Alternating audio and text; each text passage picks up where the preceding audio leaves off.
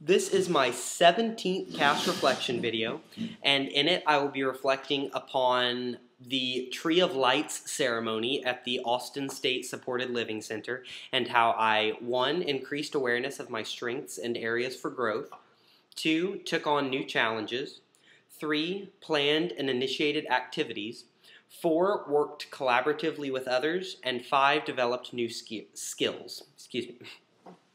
Every year at the Austin State School, which is an institution for the mentally and or physically disabled, a holiday ceremony is held in which their tree of lights outside in the front of the campus is lit, and it's accompanied by Christmas caroling, hot chocolate, all that good stuff, decorating ornaments, and everything that you can think of that pertains to the holiday season.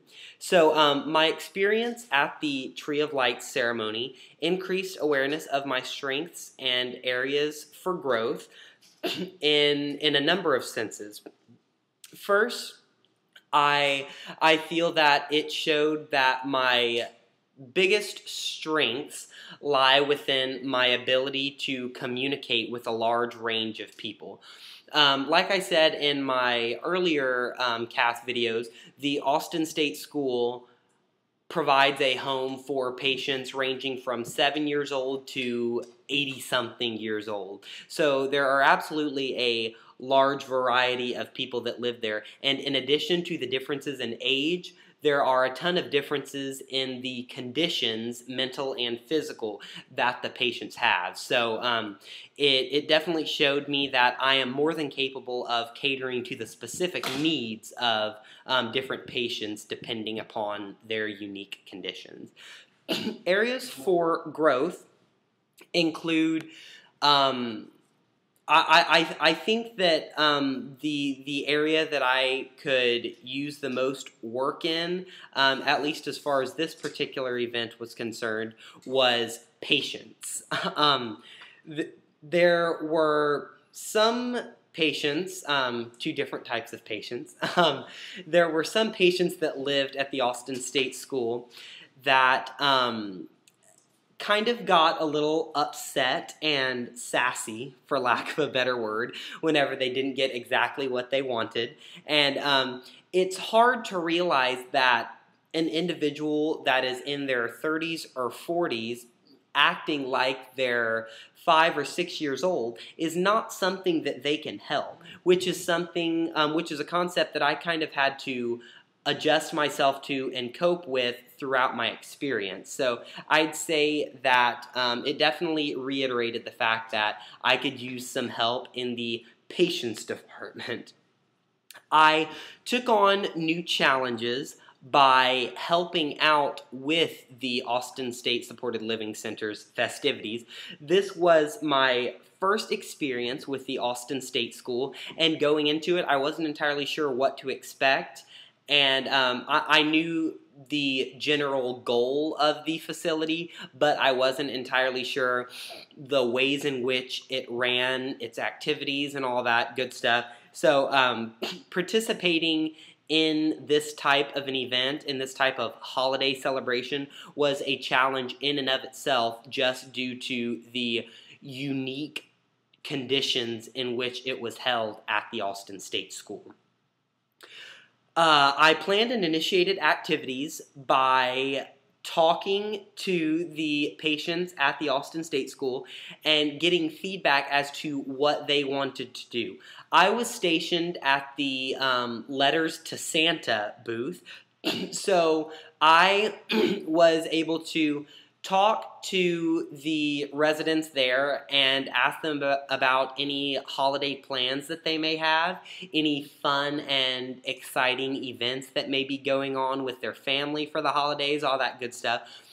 So I kind of planned, I guess, the way in which they wrote their letter to Santa around what they told me beforehand. And I also offered a suggestion to the patient to use the leftover paper from their letter to draw Christmas decorations for Santa or family members. So it was kind of just adding that creative spin on things that really kind of go above and beyond the expectations of the patients and really go that extra mile in an attempt to ensure their happiness throughout the event. I worked collaboratively with others in 3 different departments, I guess you could say. I worked with the directors of the Austin State School. I worked with my fellow volunteers, and I worked with the residents of the Austin State School themselves. I've already mentioned how I worked with the residents in terms of, communicating with them, writing letters to Santa, making Christmas decorations, serving hot chocolate, all that stuff. I worked collaboratively with my fellow National Honor Society members by talking to them and communicating to them what I had found worked best with certain patients and what I realized that they should try to avoid when working with that particular individual. And they did the same for me. So we kind of bounced advice off of one another to ensure that all of us were producing the most satisfactory results as far as the patients were concerned. And lastly, I worked with the program directors, and without them, this event wouldn't have been possible. So prior to the event itself, we got there early and helped the directors get set up for the event by stringing the lights, by setting up tables, by going out and getting supplies and all that good stuff. So we all worked together to ensure that the event ran as smoothly as possible. And finally, I developed new skills, and I would like to say that that's pretty self-explanatory. I was able to get a firmer grasp on what it's like to communicate with such a wide variety of individuals, both in a physical sense, a mental sense, and in an emotional sense, because of the varying conditions that accompanied all of the patients there.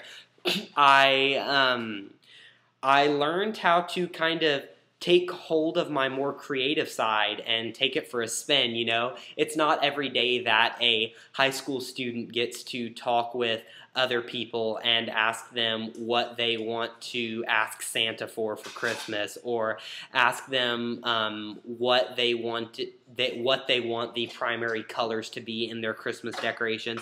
So I would say that this really allowed me to, one, kind of, I guess, go down to the deeper roots of communication, and two, really take advantage of my creative side, which is something that I don't always get to do being a high school student, so to speak.